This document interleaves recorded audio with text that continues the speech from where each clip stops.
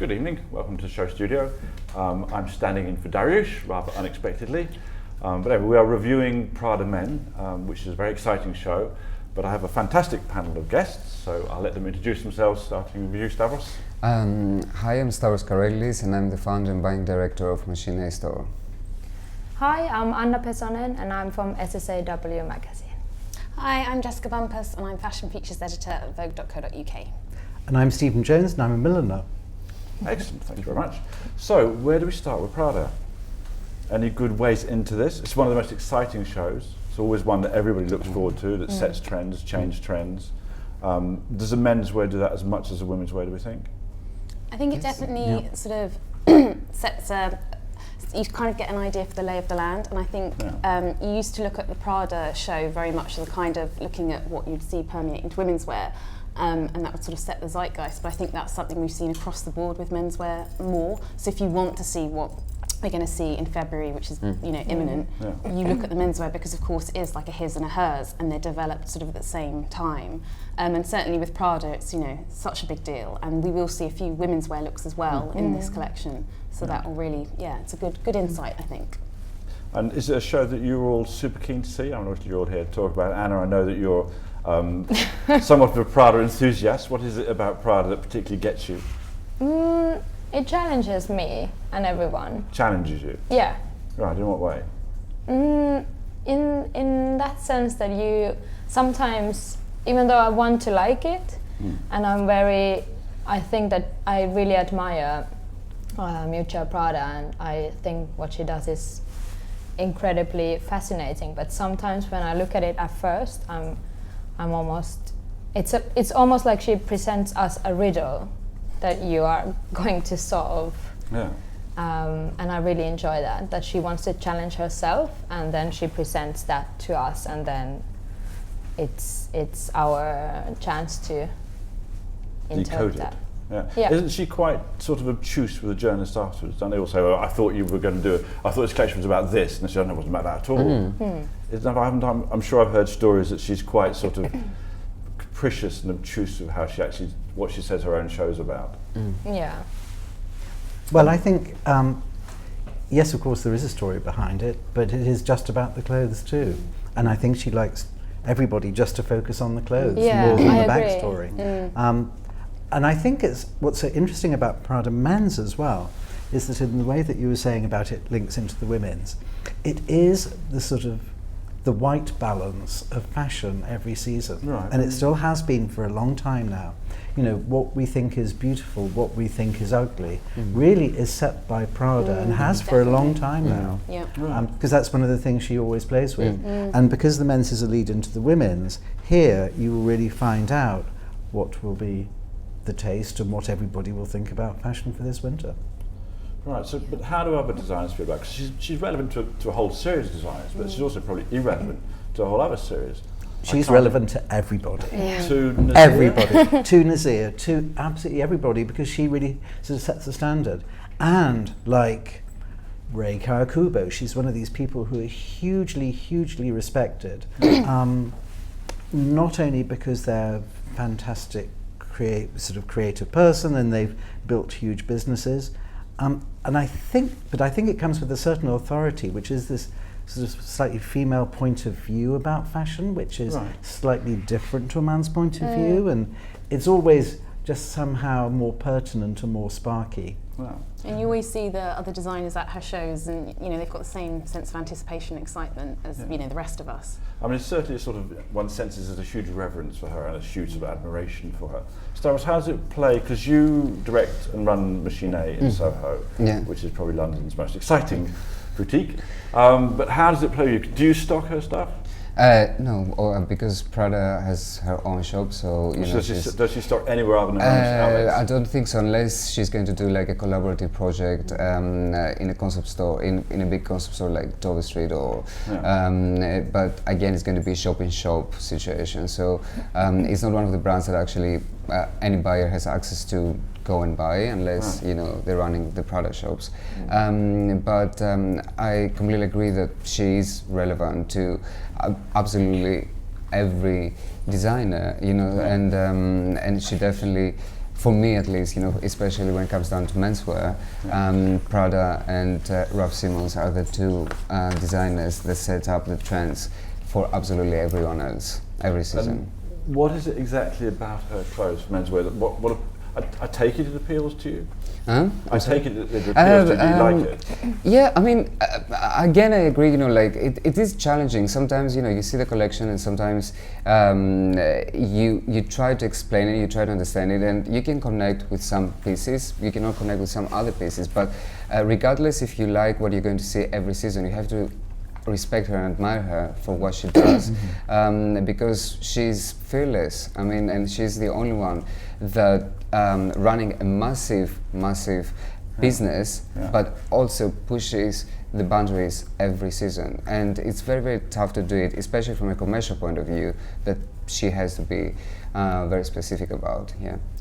And do you think her menswear is that relevant at the moment? Do you think it's as important as Raf's? Is it? Are the people coming to your shop, do you feel if you were selling it, they'd be excited? There are collections, because I think with the brands you have to analyze per season collections also. I mean, I remember Prada's collection, for example, I think it was the Autumn Winter 11 and Spring Summer 12, that actually everyone got obsessed about this collection from the menswear. And then it might be like a quieter season that people are not as obsessed as they were like before, but it's one of these brands that, you know, they've got the moments and they've got the seasons that people getting super obsessed about, and you see everyone buying it and wearing it. And I think a lot of guys get obsessed, especially by the footwear. Yes. So I think actually, yes. Funny enough, she's one of the because I wear shoes by Trickers, and it's the only shoes I wear. And she did a pair of Trickers, or a pair of these walking brogues that Trickers do. I thought they were beautiful. It's the only time I've seen that. Somebody else doing the shoes I wear better than. Here we go. Thank you very much. Here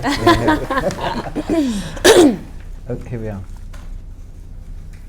Do we have any music to go with this, Bradley? Yeah, great. Nice.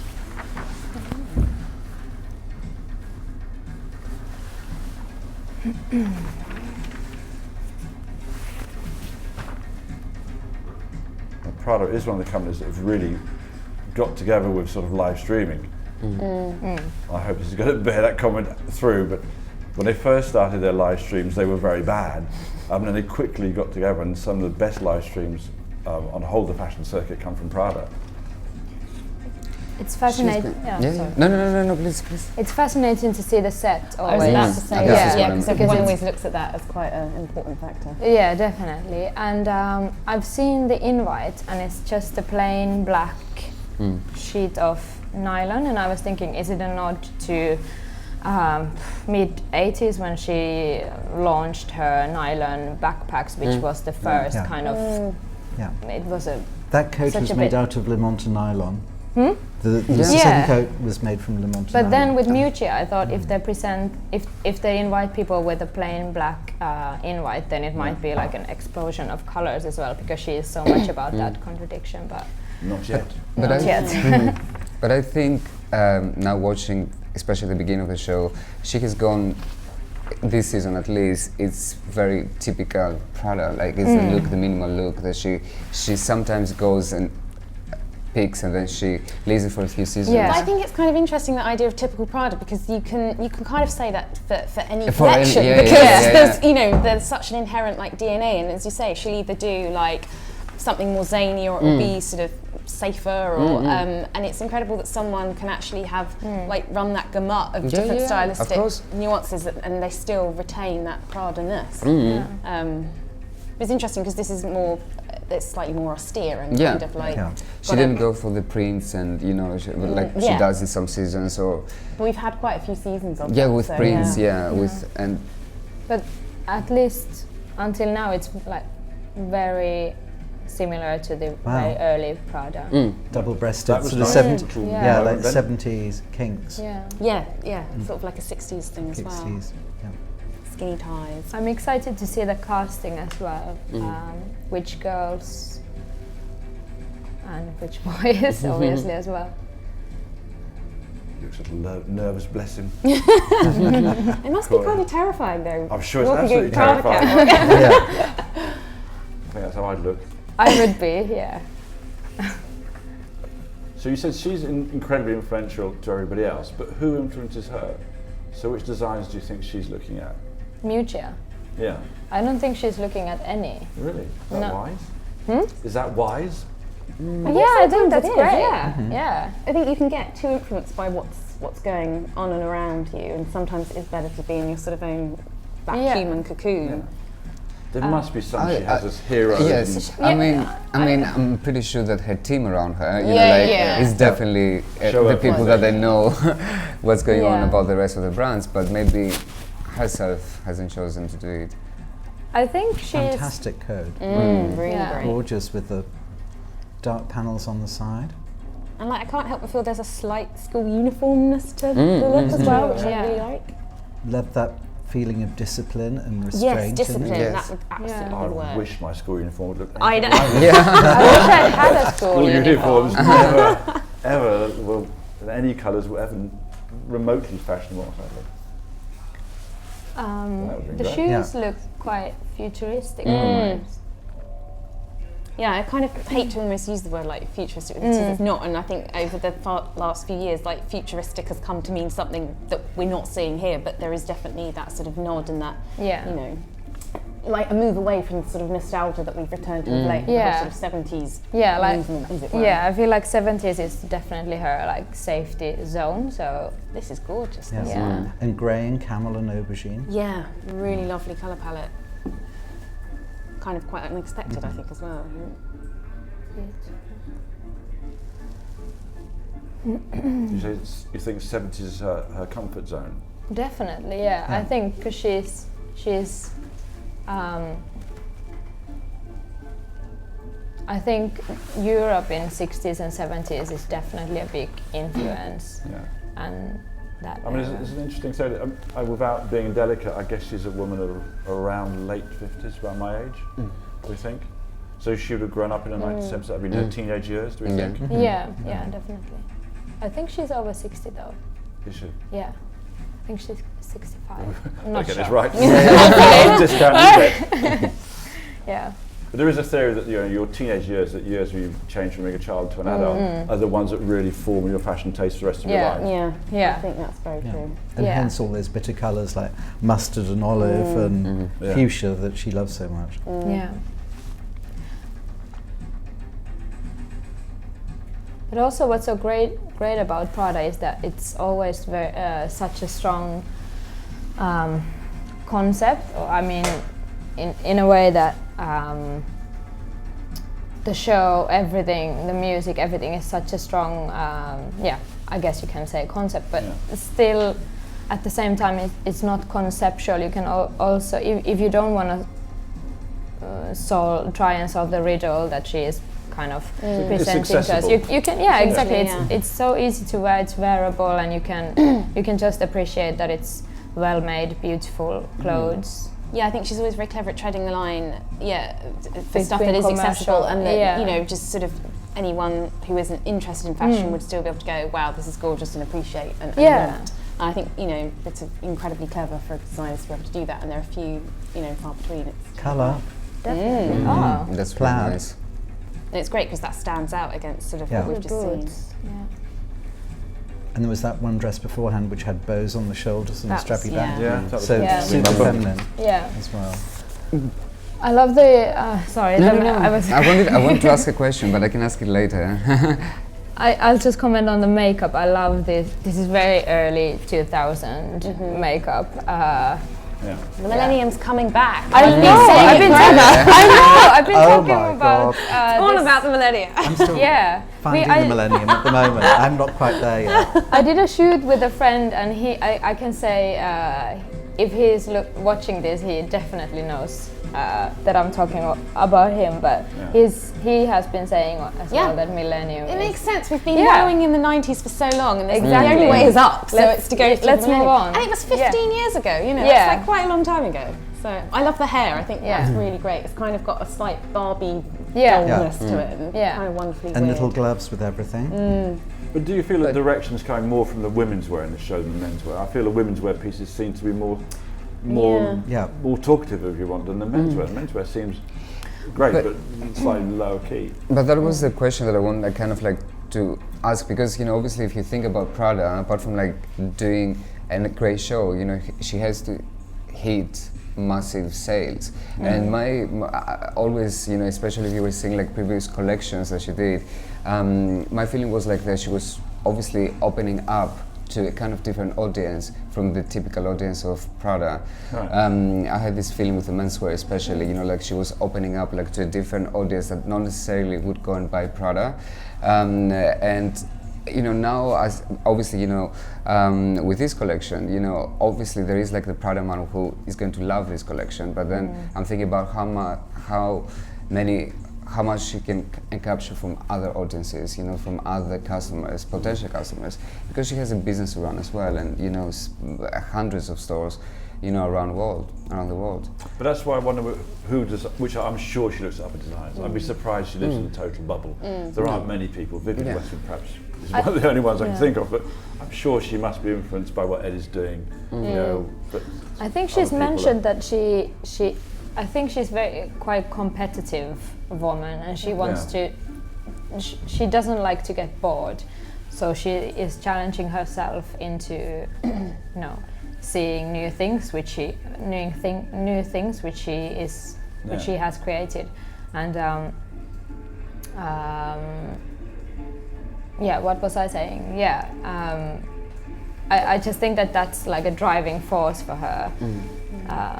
Definitely. I do think it's interesting that it does feel like there's almost an over-prevalence of women's wear looks. But then the press release that we just had a look at, it does talk about this sort of idea of unisex dressing, which is something, again, that in fashion is really huge at the moment. Like J.W. Anderson, and even sort of with the London Collections men, like Matthew Miller, you could see there was sort of like a gender, and it's really interesting the way that we're sort of moving towards this idea of dressing and. But I don't think it's necessarily unisex in the sense that. No, there's not much unisexness in that. The boys, and the girls, the girls. Yeah, obviously a guy, if they love the look 19, which happens to be a dress, obviously they can wear it. There's nothing wrong with that. But I think it's more her view of his and hers.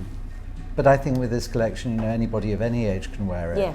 And there's been in the press a lot of stories about how Prada are doing at the moment, and so this is in a way is a very commercial collection. There she is. Oh, there she is, looking impeccable as always.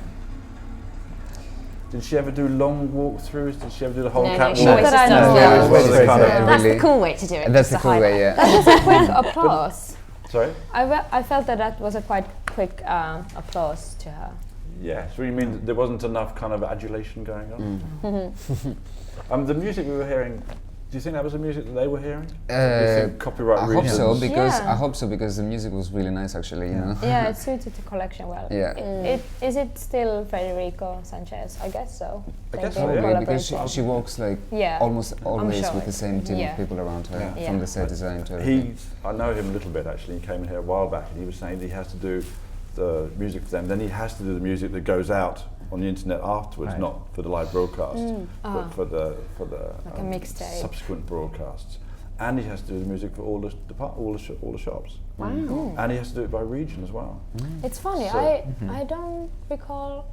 What is the music like in Prada shop? I don't even. You have to go and listen. Yeah. I've been a couple of times. Maybe I. But apparently it's different in different regions. So Europe has one set of music, Asia has another set, North America has another set. I don't have read this from that. Yeah. So, whilst the pictures are coming up on screen, general reaction, Stephen, what did you think? I thought it was so interesting because in a way the clothes are sort of neutral, and it's so interesting to see them in the set. I mean, we see that. Say, for example, if you look at something I know particularly well, Raf's first advertising, where the clothes were all like very simple, and then suddenly there was a very interesting table, or there was a table lamp or something. I think it's fascinating how about these are clothes for being in situ. The way that these clothes work is that you have that music and you have those walls and you have that floor. If you took all those things away, the clothes in a sort of work, but they don't either. I mean, it's part of the total image, and of course we're seeing it streamed. So, yeah, I mean, I think it's sort of a neutral collection. Yeah. I don't think it's any giant point of view, but I think maybe that's what people want now, and maybe that's what she wants. I think the set's interesting. Do we think it's is it Rem Koolhaas she works with? Yes. Sure. Do you think he does the sets? Do you think Rem sits down and goes, okay, I'll put this skyscraper I'm designing aside and I'll do the kind of set for the menswear? Or do you think it's... I don't know. Maybe one of our lovely ladies there can find out. Hi, Daryoush. Hello. Welcome. Yeah. You were great in look 3. How you got here from Milan is amazing. We're just doing a crossover of chair people. I'm going to disappear and the lovely Daryoush will appear. Well, you can. I was thinking I'll just join, like. Join here. Yeah. I'll lose track. I can't go in the chair. I think I have. Well, we can double chair. Sounds slightly weird. Hey. Press Hi. release. Hi there. Sorry. That's perfectly fine. We were enjoying ourselves. Schoolboy error involving Central European time. Oh, really? Yeah. Oh. We were just seeing the show. We'll give you a come. Did you see anything of the show? So have you come? No. Okay, so we can tell you all about it. So, There you go. But we're just talking about the set and whether it's actually Rem that does the sets or not, and how important the sets are. Stephen was just saying, you see these clothes, the context, and the context is this set, and it's a super important context, because take them out of the set, and perhaps do they mean something else? Yeah. I mean, the marble as well. Fantastic. Is it an OMA set? Do we know? Rem Koolhaas. Well, that's what we're saying. I don't know. it must be. I think so, yeah. But I think neutral is a really key and good word that you said, because it's She's not almost offended. but it's kind of like like you said, fashion obviously works in cycles and goes through phases. You have something that's like more palette cleansing, and then that allows your thirst and verve for something that's more flamboyant the next season. And so it's refreshing to kind of see this after sort of seasons of more kapow stuff. It was elegant, and it was refined, and it was clever. The women's wear, I thought, carried it more than the menswear, really. But that's what a lot of guys are saying, I think, about Prada menswear shows, that the women are leading it. But I think maybe, but I think it's because she sees she's designing for herself. Yeah. That's what I've understood from her interviews, and there is no Prada woman, and she's designing for herself, and then the Prada man is that's, I don't know if it's her husband or is it just a character that she's made up, but I think she likes her men definitely a bit less showy than women, and I think that's a liberating thing for her. If I was critical, I'd say she doesn't have the relationship with the men. I'm being critical so you can all challenge me. Oh, yes, she does. So Yeah. find out. But I felt the women always seem more, the designing for the women always seems more heartfelt. And design for men seems a little systematic. Well, it's a different sex, right? Yeah, I don't know. I mean, and then as well, sometimes it doesn't just also translate on catwalk. And when you would see a guy dressed up in any of those looks, you would be like, wow, what are you wearing? You look impeccable. You look interesting. As well. But she designs for the women's wear for her version of sexy, right? Like hence the sort of classic Prada skirt length. Of socks or.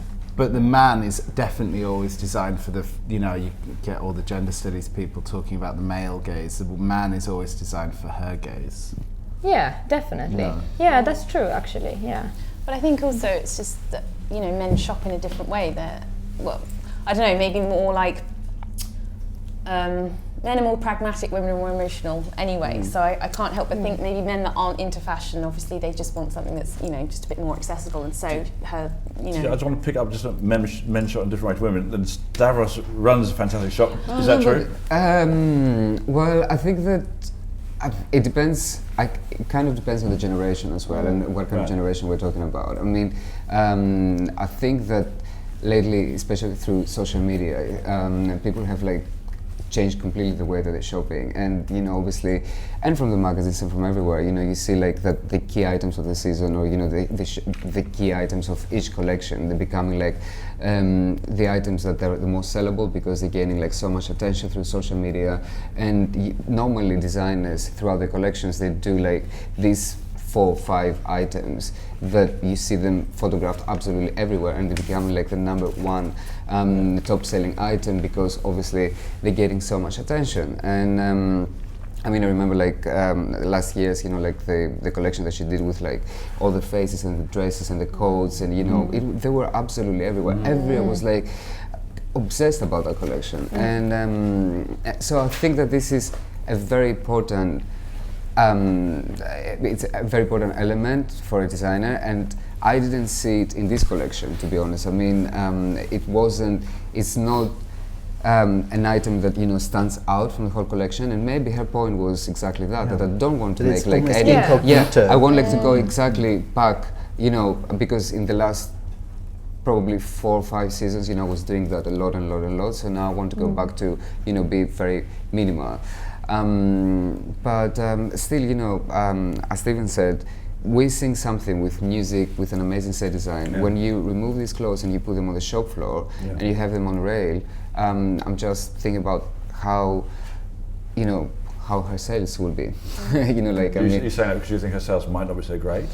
I think that there is definitely, even if she says, or even, you know, she personally says that there isn't a Prada man or a Prada woman, I think there is a specific Prada man and a Prada woman. So, you know, like, I don't, you know, obviously she's going to say that, but, you know, they're running a massive business. So they have identified and characterized exactly who the Prada man is, who the Prada woman is, who is buying the accessories, who is buying the bags, who is buying the shoes. It's super analyzed, super, you know, So I think that, you know, that they know exactly what they're doing. Maybe she doesn't have this in her mind when she designs, but I'm 100% sure that, you know, there are the consultants that they're telling her, you know, like, we have to do this, we cannot do that again, and, you know, so. Well, I mean, I read that she's that they've doubled the targets. That the target is to double menswear sales. Really? Wow. You know, but what was quite shocking actually to read was that 3/4 of the sales are leather, because I'd always heard that Prada was actually one of the bigger sellers of clothes, and so if 3/4 of the sales are leather, then probably the skew of that is almost certainly very high to women. So you just because men don't have bags, essentially. So are shoes included in leather? Is that? I guess. Yes. Yeah. Right. So you know, that's quite strict. So menswear must be a very small part of the business in reality. But in new markets, for example, in the Far East, menswear is the big growth industry, as opposed to women's wear. But I'm sure that when we see a show like this is 1/20th of the clothes which are available for the buyers, and, you know, 1/20th of the different looks. And I know that she does go in at the last minute and select, we're going to do this, and it's all redone at the last moment. So, and this is the tip of the iceberg of the Prada. So how many outfits will she make from menswear? That's how many did we see? We saw about 50 there, do you think? 50? How many went through there? It must be like about, I had a feeling about 30, find out. 35. Ruth, how many outfits did it say yet? 40. 40? We only have 5 at the moment. More than 5. Okay. So how many do you think she actually makes up to select from? I mean, I think of a menswear collection, if she's showing 40 outfits, there's probably 100 possible outfits constructed out of 700 pieces. Wow. That's how it's all edited down between ties and long shirt sleeve shirts and short sleeve shirts, and more fitted and wider, and as well for different markets. So you're talking about the music. Well, all those clothes are constructed differently for different markets, especially the sizing. So the Far Eastern market will have smaller sizing, the American market will be bigger with a broader shoulder. Also the fabrics, you know, they have like to consider all the fabrics in terms of like the markets and where they're selling. I mean, especially if it is like for Far East, which is a massive market for them right now. I think they opened last year something like about, I don't remember the number, but I think it was about 150 stores or 200 stores. They have to consider really well the fabrics that they're using, so they cannot be extremely heavy, they cannot be like, you know, with wool and stuff, so yeah, they have to be very careful in. And she's in quite a unique position because is she a CEO of her own company? No, her husband. Her husband. No, she just became CEO. She just really? became now. Yeah, Okay. yeah. So Because she has say in what she does, because for nearly every other designer that can't be the case. So for Raf or for Eddie, they must sit down in front of the CEO and says, okay, well that was great, but none of that's going to happen again, or when you do more of that.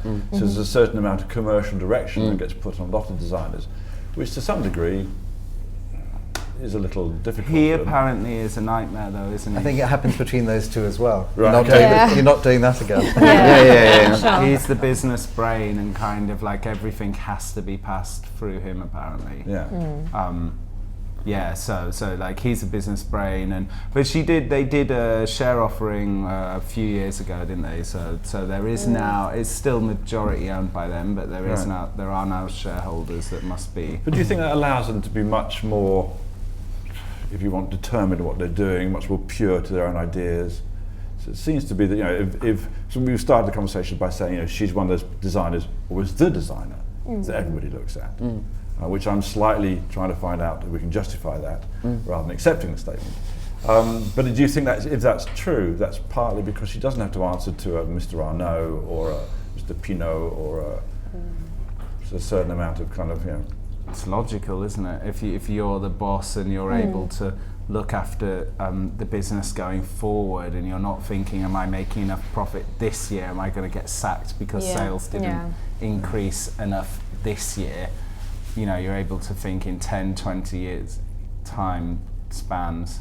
I mean, most Italian fashion is still on the family-owned model, isn't it? Yeah, Yes. that's true. I mean, Armani and Dolce & Gabbana also are not shareholders. Well, Armani's not anyway. Sorry, I'm not actually quite sure about Dolce.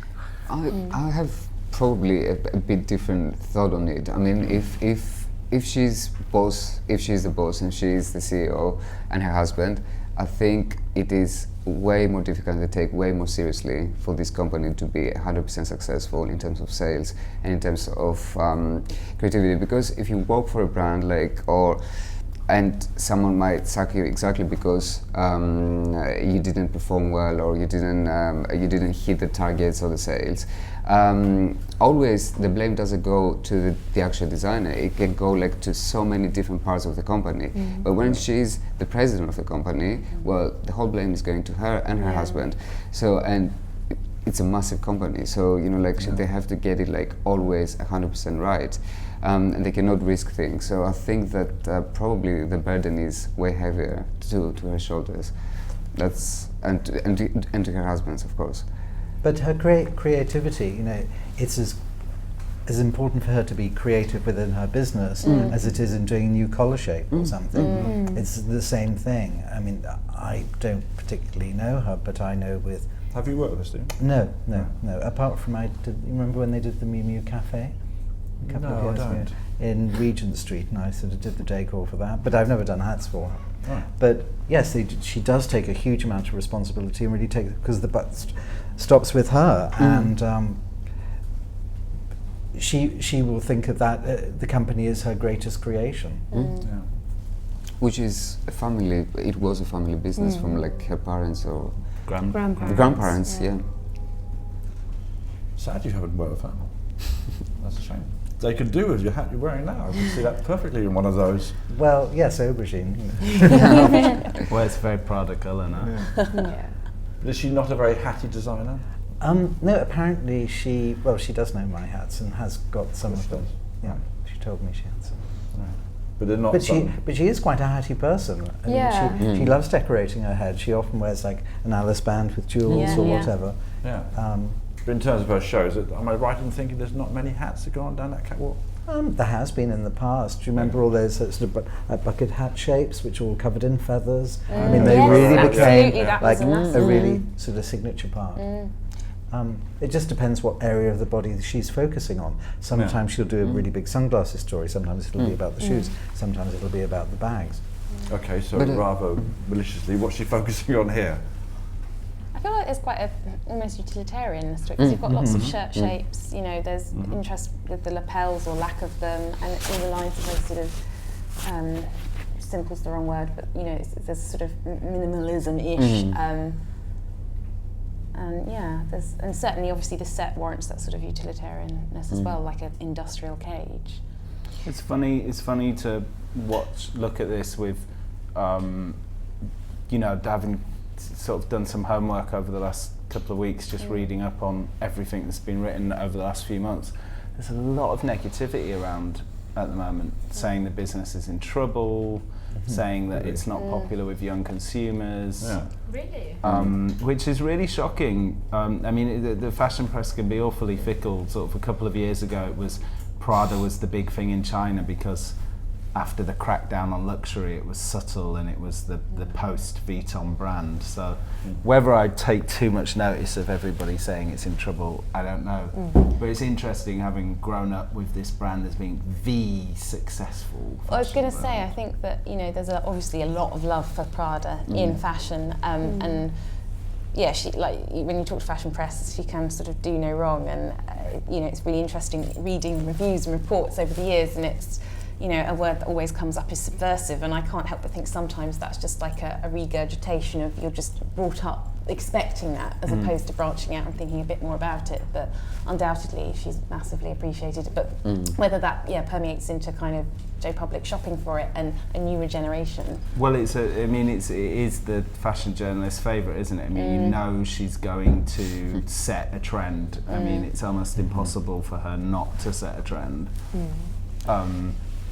But, you know, I was thinking about this and the sort of acrobatics that some journalists put themselves through to put those trends into relationship with, like, the economy, or, you know, I was amazed at how many collections were about, you know, things in Paris. I was like, wow, that's fantastic. They must have woken up and done a collection like this morning based on what happened. You know, well, they have 200 samples to choose from, so maybe so, you know, it's kind of, it's I think, because her genius is actually, for all her, you know, famous political PhD, it is, she's very fashion. She's so fashion. She's so like, I like this pattern, you all hate this pattern. This is the pattern.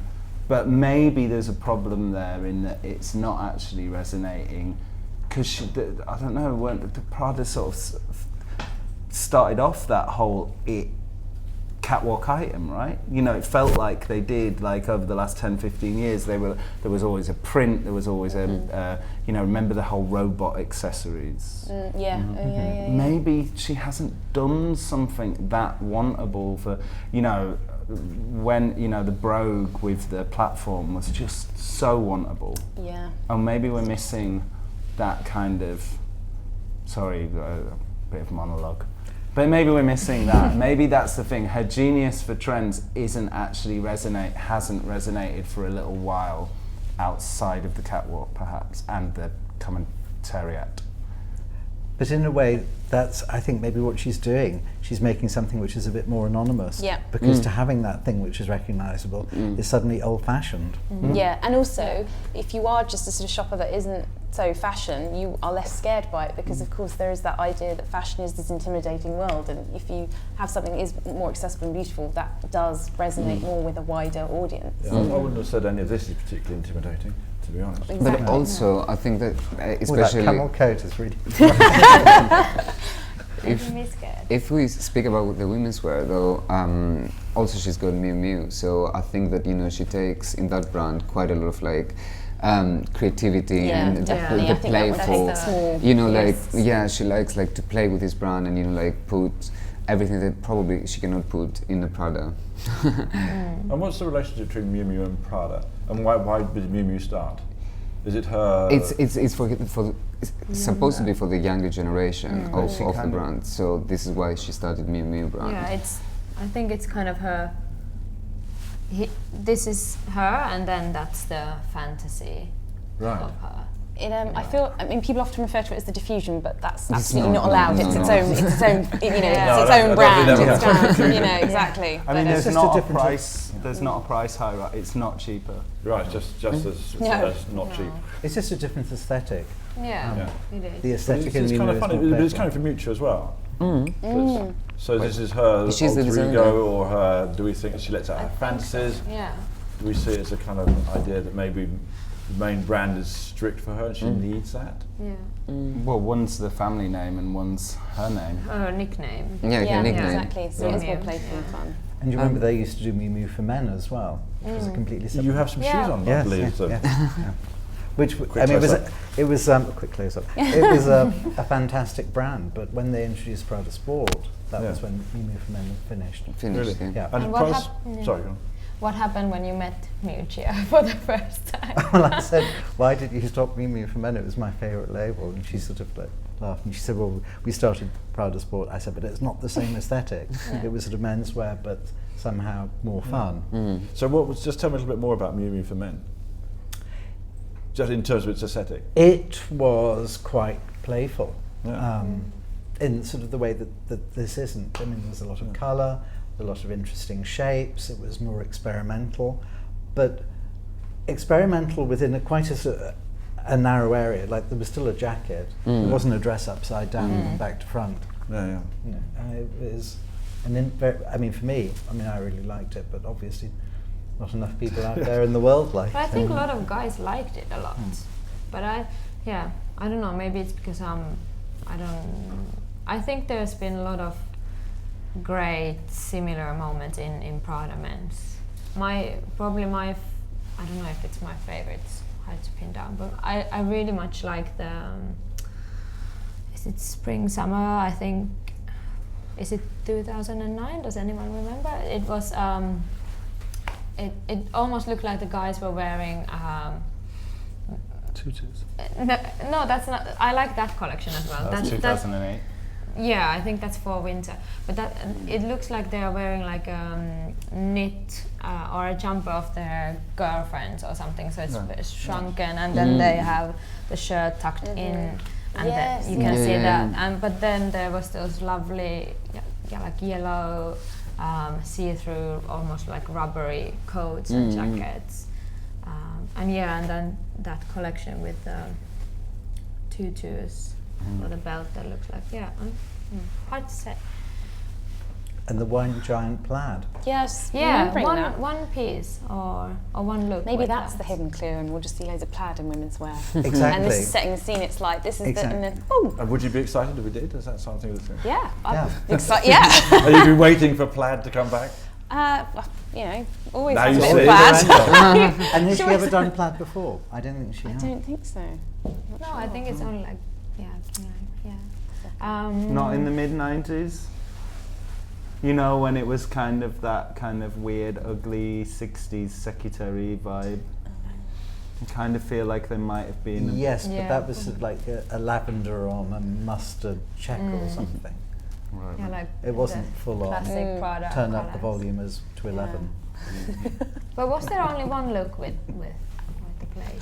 I think Yeah, so. and not even on the men's, it was on the women. Yeah. Yeah. So it's obviously because this is like the part 1 and then the women's is the part 2. So Yeah. maybe. Or there maybe would be that's the more, red herring, or- and she's enjoying, all these fashion people sitting there going, "Oh, try to decipher it," when it's not at all.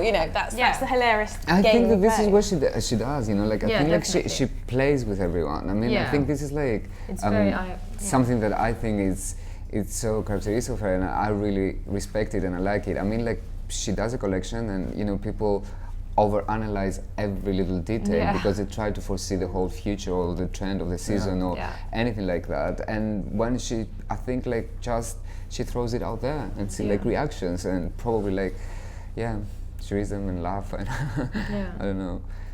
Would you help me here? Is that a covered coat? Are we seeing any covered coats there? Is that length?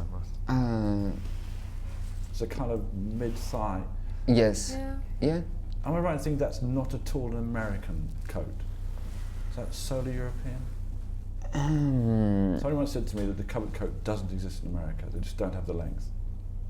Really? So in America it would be sort of more like a greatcoat. Yeah, longer or shorter, whether Yeah. it is a Mac or I mean, Isn't someone like Ralph Lauren? I don't know. yeah, I mean, like it's, especially now with all the brands being international. I mean, like it's kind of difficult. I mean, I'm pretty sure that there are codes. I'm not sure. Yeah, I think there must be codes like that. But I try to see.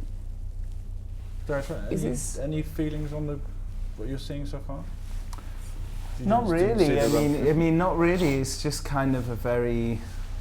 I'm not very surprised or. It's a very sober, somber kind of affair.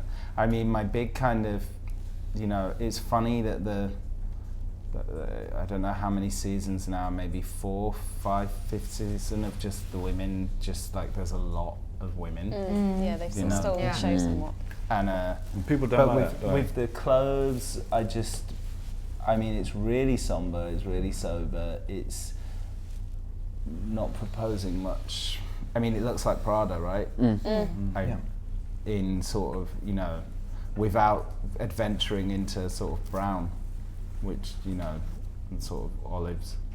I don't know. I know you compare it to Craig Green, what Craig showed in London. This looks awfully dark. I mean, Craig showed some things which were exciting, which are new, which had a different proposal for men, etc., etc. And that's much more, not just personally, aesthetically, but also for commerce. Sure, that's going to catch lots more people's attentions, lots more people fall in love with those clothes. Is this but he doesn't have 400 own brand shops that maybe you're going to go into and buy a suit for £3,000. Right. And also That's the big difference. Yeah. But then why are we excited about it then? Why are we excited? Because I'm only playing devil's advocate here because I've got the chair tonight. But if we're seeing a set of clothes which I don't sense an excitement from any of you or myself. Really, I'm really Oh, excited. Are you okay? Good one. Yeah. Tell us I want you to tell me why you're excited. Well, tell me. Well, Or Daryoush, you get either of us. I don't know. I think I'm just intrigued, and it's difficult to kind of to talk about it immediately after the show and kind of analyze it too much. But I'm intrigued to find out what I think about it in 2 weeks' time, for example. Right. But Prada's always like that, isn't it? Yeah, it's definitely. I mean, we've said this before on the So panels, Yeah. but it's always a bugger to analyse Prada in the moment.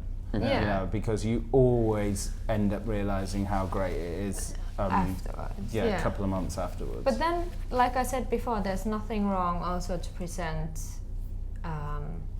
well-made, luxurious men's clothing that just looks great and is wearable and still is not boring.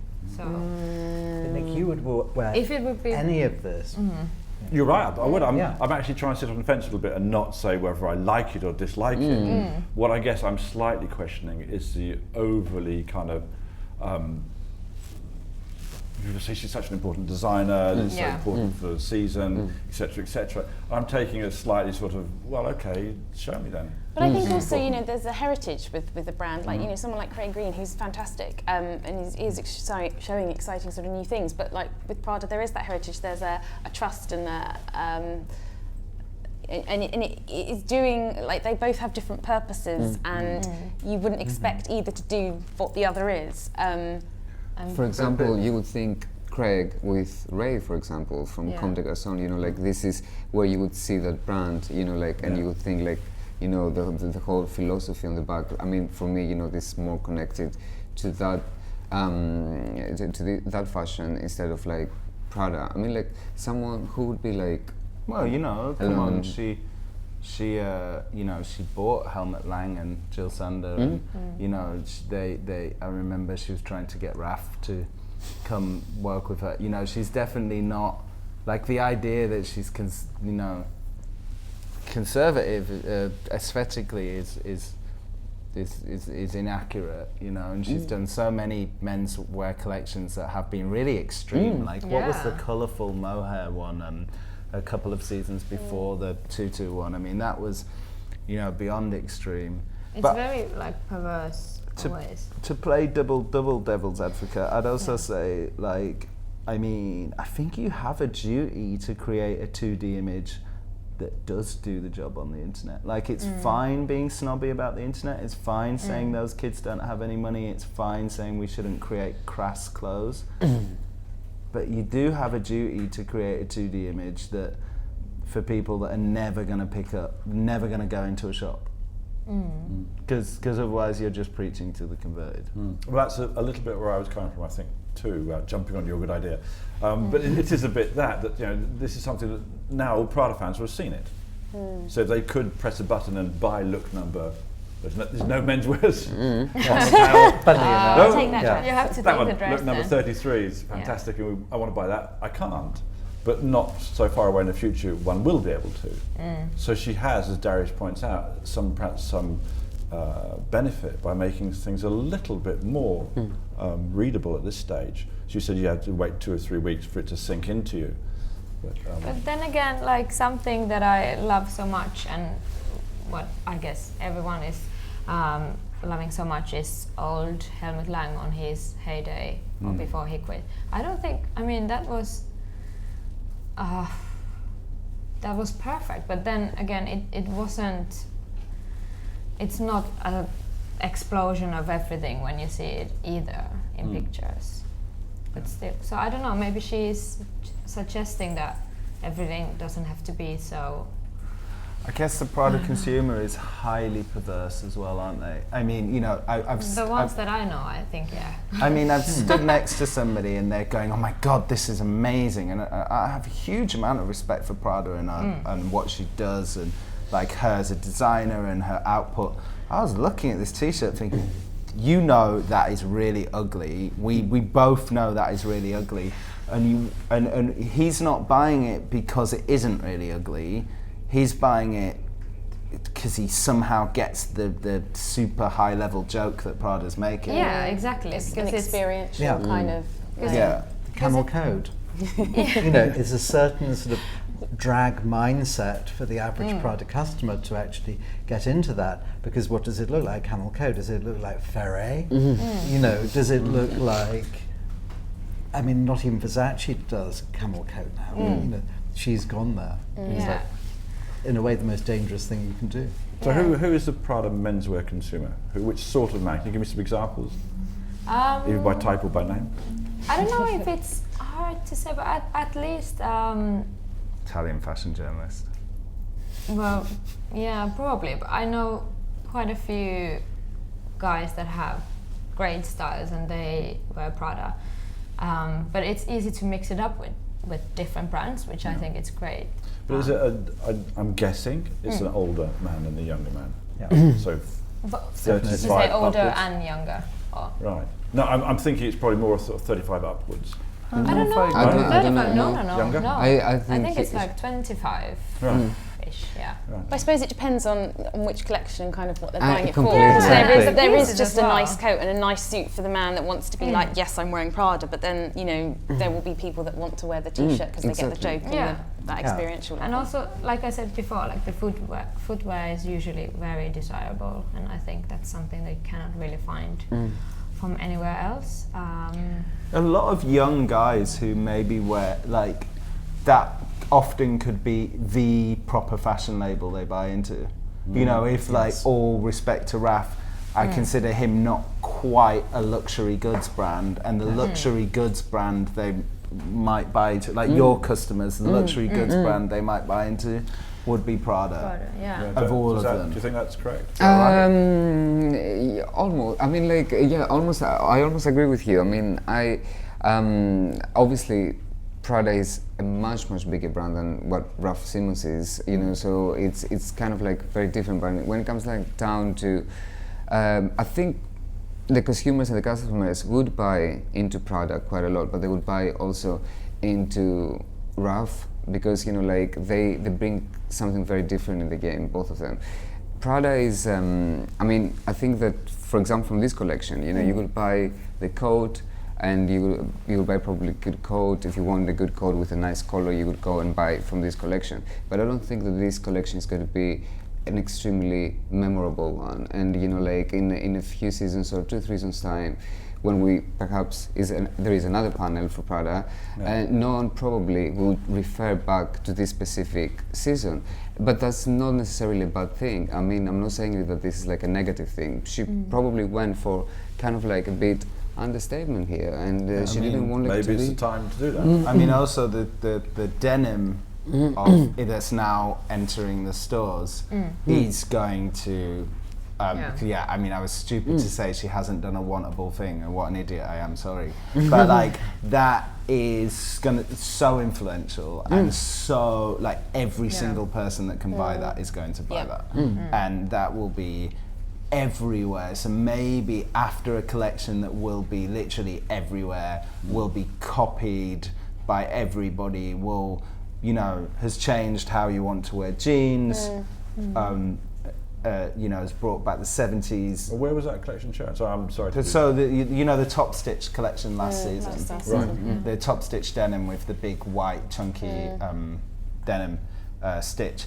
That will be, you know, so dominant over the next couple of months that maybe, you know, maybe this makes more sense when you remember that. Yeah, I think when you do something so sort of influential and smash hit, then it makes sense to do something that's actually just, as a sort of saying, like palette cleansing, kind of like this is still like beautiful and made to like a, you know, executed fantastically, but it's just more sedate and controlled. Exactly. But it's funny because I kind of almost forgot about that denim collection. It was so big, and it was like when it happened, it was like Prada's done denim, and it was huge. So do you think it's a deliberate step to be slightly quieter? Yes. Yeah. Definitely. Yes. And what do we think about the casting? Any thoughts on our set Yeah, of Prada I men mean, that we're looking at? Prada women. Prada women again. Prada women, Prada right, move on women to them. again. We saw the Versace man yesterday, who was an unpoetic bastard. He was just a blank canvas, almost a cartoon. Yeah. Now, compared to Versace man, I mean, it's. I think it's refreshing. There's a lot of. Do they just look very different, or are they? I think they are. A lot of new guys. they're very fine. It's kind of like a sort of 60s music vibe, and kind of with the sideburns. Yeah. I mean, male models don't get anywhere near the attention that female models get, but yet in there is some incredibly beautiful young men. In this collection, or well, I mean, in general, in catwalks general. there are obviously because they're models, but in this collection, going through, one of the things I noticed was the casting that she's used and what she's trying to say with the man. So obviously, you're putting there somebody who one might think, okay, this is aspirational, this is somebody I want to look like. So whoever you put in it, I mean, to go back to Versace, and with due respect to Versace, and I don't mean this flippantly, I wouldn't want to look like any of those guys, handsome, beautiful, but not at all what I would want to look like. If I could, really I wouldn't. If I could redesign myself and go back in time, etc., I'd be much happier to look like one of these fine young men. Well, I was hearing about your Tazio moment earlier. You hearing about what, sorry? The Tazio moment when you were younger. Yeah. Tell me about that. Death Anyway. in Venice. Sorry? The Death in- Absolutely. Who I wanted to be when I was 14. I wanted to be Tadzio from Death in Venice. Anyway, we really don't want to go into that. That's another time. Yeah, probably for another time, it should never happen. But I do think it's interesting the man she's showing, partly because, in my opinion, that's a very young boy she's showing. Also, I think that, you know, when the campaign is going to be out, and you know the way that they're going to communicate the whole message, it might change the whole story of this collection we've just seen. You know, like they have an extremely amazing history of really important campaigns that they're doing, and the way that they're shooting it, and they create a whole new story every time around it. So I think that through that they might even turn around what we saw today just because of one campaign, you know, and it can play a massive effect. Do you know which photographer gets part it's of been Stephen Greg or- McDean lately, and really? then Craig's done that? and then Annie Leibovitz as well did the previous couple seasons back, the men's campaign. But I agree, and also sometimes when I've seen an amazing Prada collection on the catwalk, and then the campaign seems to be a bit. Exactly. It's not too interesting in the images, and then the other way around. So, but at least there was like the casting was definitely younger. There was no actors or No. any. No. I mean, they were some of the first people really in the men's shows to use actors in different age groups. Interesting to see that they were doing that about 5 years ago. Yeah. And then, of course, when you think for this summer, suddenly all the women's campaigns Yeah. are using older women. Yeah. I mean, I think it's funny that you mentioned the male model, because I was just reading about I was reading that funny article about the guy that's Lagerfeld's muse, and what's his name? Not the chocolate guy, the other one, because he made one of his boyfriends out of chocolate. He built him out of chocolate recently. Really? As a kind of hobby, That's what he can showpiece. do. So no, it was another one. The guy with the beard, and it was an article about him saying that the top male models earn a couple of $100,000, and obviously compared to the 50 or 60 million that Giselle earns, it's a huge gap. And I was thinking it's probably because of the actors and the. You with males, you've always traditionally had a lot more people to put the clothes on, and to show, and the magazines in particular have had much more. It's been great to see in women's magazines. There might be actresses, there might be a Kardashian, but at least they're 3D. Because a model, to an extent, even the most famous model, is always going to be a 2D presence, and it's great to have singer songwriters and just women that do something other than wear clothes being adulated. I think it's great that non-models are being used by everybody now. I mean, I remember starting in the 1980s when I was seeing the catwalks of Yohji Yamamoto and seeing the male models and that, which were very, very diverse and poetic bunch.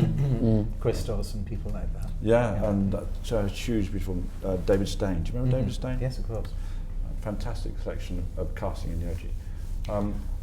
You said on one of the other panels, Daryoush, that she was I might be wrong in this, but didn't you say she was a communist when she was young? Yes, Yeah. she was. She was. She still is. Right. Yeah, I mean, left. yeah, she's yeah. It's a slightly different thing. I don't know if I went into this, but it's a slightly different thing in Italy because of the basically all the other parties were mafia. So they've all been thrown in jail at various times. Imagine Tony Blair going into jail in the 80s in Italy. Yes. That happened. The socialist leader went to jail. So being communist in England sounds mega extreme. Yeah. In Italy, it was just the better choice. It's just the better choice, and also I think possibly there might be a slightly anti-clerical thing going on as well, because obviously the oppression of the I don't want to put words in her mouth, but I think that a lot of communists in Italy are communists because they're against the church. That's their choice. They're Oh, really? so. An anti-religion stance. And the dictates of the Vatican. So the tradition of Salo, I guess, and all of that, and What's the film Salo, where they've got the sort of, they combine the church and the Nazis doing all sorts of strange things. Right. Maybe I should. That's a bit. Well, I don't know. It's a really interesting thing, but we probably shouldn't get too far into it. No, unless you want to. I mean, the other famous Euro-communist is because also they invented Euro-communism, which is a bit watered down. Right. And the other famous one was in the terms of visual stuff is what's his name, Memphis dude, Itos Dotas. Oh, really? So he was a big communist and then became postmodernist. And does she still feel that she is a communist? Does she still have very strong political views in that way? I think she's very. I think she has kind of a guilt about being a fashion designer, in the sense. Which interview was it that I read? It was quite a long one, but I think she is almost feeling guilty that she is doing something so that could be perceived as superficial, as fashion, and even though she has very strong background in politics and. Well, she did a PhD. Yeah, PhD. Yeah, exactly, in political science. So I think that there's like a debate in her inside her head about this as well, I guess. I think she's been approached to join, I don't know in what kind of title, to some kind of political party in Italy. But I think she acknowledges that she is a quite wealthy fashion designer, so maybe it wouldn't be too believable then. I don't know. It's hard to take. Yeah. It's difficult, isn't it? Because their tradition of, in England, champagne socialist is a massive insult. And in Italy, to some extent, you do get, it's weird because in Italy, in some ways, anybody who likes fashion is just immediately considered beyond the pale. Whereas in England, being cool and liking fashion have always gone alongside each other. Whereas in Italy, for a long time, being cool, like an underground, meant that you were anti-fashion. But at the same time, they've got such a big tradition of the Dolce Vita and all that kind of stuff, because I'm not actually that, they're left, you might be left-wing and live really well, and they don't see it as they don't have the hair shirt philosophy that we have. Well, in England, we have this idea that your clothing can be representative of your politics, which is completely, alien to that Italian way of thinking, where dressing is really about your status and your love of cashmere. It's curious you say, because I was almost the other way around. In England, we're very bad at loving fashion, very bad at saying it's important for us as a society to have. We're very bad at loving luxury. Yes, it's a sort of Protestant view that fashion's a kind of, sort of almost a sin. It's about vanity and self-interest and those sorts of things. But we like signs. Yes. We're really big on signs, Like, so like we don't like fashion, but we like signs. Whereas in Italy, they almost, left-wing, the traditional kind of idea of this guy with dreads, and he's like into like alternative music and they would just hate fashion. Whereas our skinheads could fit into fashion, our punk people could fit into fashion. But at the same time, you might get some, millionaire professor who's like a big left-wing intellectual. You get that in France and Italy, right? And that's normal. I think that it's exactly that. I think that the communism in Italy, France, Greece, in many countries in Europe has a very different meaning, and I don't think it's as hard as it sounds. It has a very kind of like romantic side attached to it, very philosophical and very it has to do with like politics and a bit of a dream world that everyone knows probably that they join these parties, that it's not the reality and it will never be the reality, but still they choose to be in that world because they say that we don't want to accept the world that we are now. And I think her career and her life overall, I think she had like all these kind of like small getaways, or she kind of like gives herself and dedicate herself into what she does with Prada, and obviously she has built that brand from since the beginning. She's but then on the same time I think she's got like these little moments that she's like, I need to get out of this world and I need like to keep real to who I am, otherwise things will go differently. So I think that being a communist or the Miu Miu brand, which became a massive brand after all, but like I think that all these are like moments and places in her life that she wants to play with and be true to what she is, and don't lose herself throughout the extremely kind of capitalist world that she lives in. Yeah, I think it's a lot about soul searching for her, almost her designing. Every designer.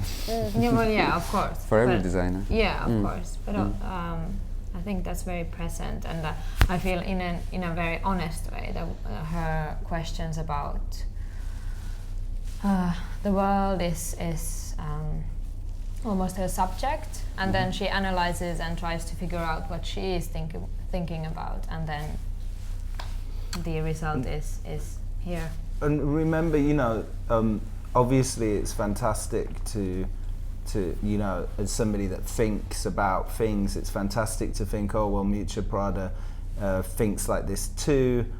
but there's also a dark side, and she's quite like, you know, sorry to always mention the one time I interviewed her, I feel ridiculous, but you know, I did interview her one time, and you can tell this person is capable of having of multiple levels of thought. And you know, I was very excited by the Yazidis, the people that were getting oppressed by ISIS, because they're known as devil worshippers, but essentially they worship the peacock god, who's essentially the devil. So their idea is that there's good and bad inside of all of us, and obviously your friend Kanye embodies this, and you know, tricky one to answer, but like, you know, it's a very exciting concept, and Miuccia Prada is perfectly, you can see in the back of her eyes, she's perfectly capable of good and bad. And do we want to see more bad from her? Well, it's just that one of the things that I found with this communism thing was, it's a little bit of a sales pitch as well. Oh, do you think so? Yeah. Like, it's a little bit like, oh, you know, here I am, here's my £3,000 handbag, but hey, buy into communism. You don't have to change the world, you just have to buy this handbag. And my house looks really great, thanks. And I'm not saying she doesn't believe it, but I'm also saying there's a level of, I'll just take in that section of the audience too. Right. But she's in the fashion business. But similarly, what would you think about Westwood, for example? You know, like, because somehow she does something similar, but her beliefs are quite opposite from what, you know, like a luxurious brand stands for. You know, like, I mean, if you read her manifestos and everything, like she believes in. So if you think about it that way, I mean, I really feel that she really, really believes in what she says, but I don't know, Vivienne Westwood, and I don't know how she separates that from, I've got a multi-million brand here, you know, like that is, so they have to find a way to separate these in their minds. Well, nobody, not that, I mean, gosh, I don't mean to be so harsh, but none of us would buy a pair of trousers if there was a starving hand like there next to them, would you? And it's like all of us have to separate our whole life into boxes, and then they think, so you know, they're just extreme examples of us, of you know, light and shade in both of us, in all of us, you know, because I mean, I'm sure, you know, you do get some people who are quite fantastic spirits who are just like, no, I'm evil, and like they're quite fun to be around for a bit, but most people sort of want to be good. I mean, I think Vivienne doesn't try and make a secret of the fact that she has a fashion company and that's what she does, and she does punk and stationaries and blah and all of that, and that funds her going for different causes. And she uses it as a vehicle to spread her, but her word. But from a sort of pragmatic point as well, it's odd because there is that sort of obvious disconnect, because obviously she still produces X collections a year, and that sort of fundamentally goes against what she's preaching, but without... Just don't consume.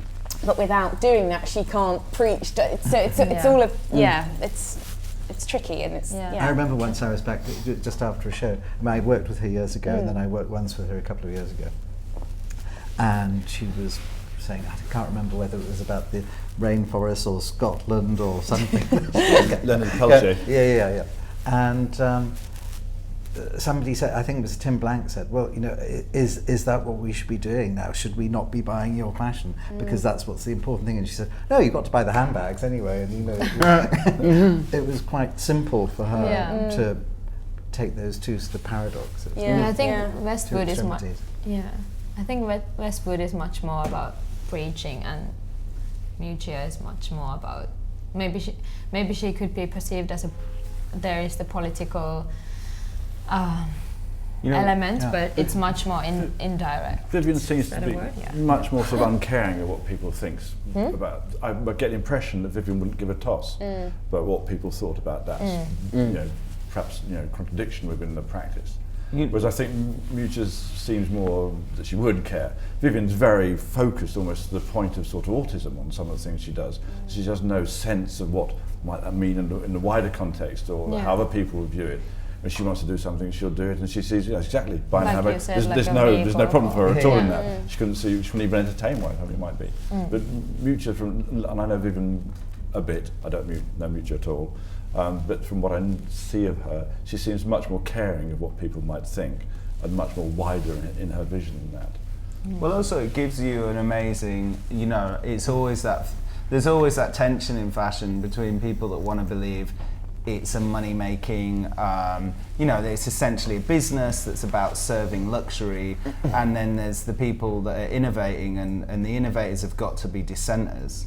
And so, the kind of people who are going to dissent, Hedi Semaine famously also studied politics, the kind of people that are going to dissent socially, politically, artistically, are naturally going to be the innovative types. It could be sexually, it could be dissenting in a right-wing way. There's no prediction that they have to be communists, but the dissent is the foundation of all innovation. So it's like, it makes sense that people who are, do outrageous things, whether it's a tranny or a Vivienne Westwood, are going to be good at fashion. Excellent. It's a great thought, but since we're going to have to wrap up because we probably talked long and interestingly, but perhaps for a little bit of a long time. So can we have very quickly thoughts on the collection, some of the collection, in about a sentence? 3 words, Darren. 3 words. Okay, a few words to start with. When you break the set. I think it was a great collection. I think it's not. We're not looking here for surprises. It wasn't any big surprise, and I think she chose to follow that and do that after a number of seasons that she chose to do a bit more statement pieces and more kind of like elaborate pieces. So I think that she went for the more simple, not simple because it's never simplicity with her, but it's a more kind of like understated collection, and I think it's great, and I think lots of people are going to buy it. Daryoush? Yeah, I'm just really intrigued, really, to see. I mean, I agree with everything Stavros just said. I think it's, interesting after the last collection that just had like such an obvious hard trend, that this is kind of like Prada doing her classic thing, because she does do that quite a lot as well. And I'm just really, really curious about the sort of public declaration that they want to double menswear sales. So I don't know, it's not that close a reaction to this, but I'm just sort of desperate now to go and look at this properly and go and see how they double the menswear sales. And where do you look at it properly? Showrooms or online? Well, both. I mean, showrooms and it's always, well, really showrooms, because you want to see that. You want to see that detail. Yeah. And maybe see some of the detail online as well. Afterwards. Because it's always the when Lou has been there, she always picks up stuff that we can't see. Because she's gone backstage, and it's always an education. Yeah. Anna? Yeah, I agree as well with everything you said. Basically, I think it's super exciting that it was so understated, and so I'm gonna just say millennium and are you okay? I said it in the beginning that this is going to happen to me. Tom's actually weight. Yeah, actually it's a good way to. Yeah, I'm just gonna say. Sorry. Millennium and ponder on that myself as well for a couple of weeks. You're going to say millennium? Yes. Okay. Mm. Okay. I really like the dresses, which obviously is interesting because we were looking at menswear mostly. But I just thought I thought they were beautiful, and I also just kind of really intrigued to see what happens with that pad number. Definitely. So lots to think about. And the plaid is mind-boggling. And the plate? Plaid. Okay, sorry. Broken English, I have to. And yes to all of the thought. Stephen? For me, it was the perfect working wardrobe. I'd buy every piece of it, apart from the fact I don't know if I'm ready for the camel coat drag. Yes, just you too are. far. Sure you are. Yeah. We'll help you through that. It would just set off the wrong vibes, I think. No. Excellent. Okay, well, thank you all very much. Thank Sorry you to for having impersonate me. you for an evening. Oh, I no, didn't do a bad job of that. It's great. I just now know how hard closing comments are. Yeah. On my side, a closing comment for me would be, I thought it was a beautiful collection, and very much as Stephen said, that very wearable, lots of it. And also, Jessica, I think it's very important. Actually, it seemed to be a women's wear show. And we haven't talked about the women's wear, probably because we thought we should talk about the men's wear, but the women's wear looks super interesting. Yeah. Anyway, thank you all very much. Thank you. Thank you.